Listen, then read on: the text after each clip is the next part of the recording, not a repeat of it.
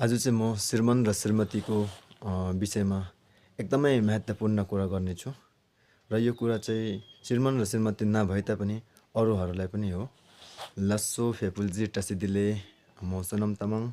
कुरा चाहिँ के हो भन्दाखेरि चाहिँ अनि श्रीमान र श्रीमतीको बिचमा झगडा हुँदाखेरि के पाउँछ? केही पाउँछ? केही पाउँदैन। जब हामीले केही पाउँदैन पछि चाहिँ हामी झगडा गर्ने किन? आँखा लगाउने किन? है? कुरै कुरामा घरिघरि बाज्ने किन? जब हामीले केही पाउँदैन भने। यो जिन्दगी हामी भाडाको घरमा बसेको जस्तै हो। एक न एक दिन हामीलाई उठेर जानुपर्छ।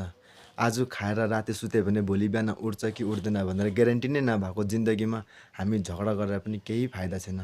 त्यसकारण सधैँभरि मिलेर बस्नुहोस्, खुसी भएर बस्नुहोस्, रिसलाई त्यागेर बस्नुहोस् तपाईहरुले। लस्सो फेपुल्जी।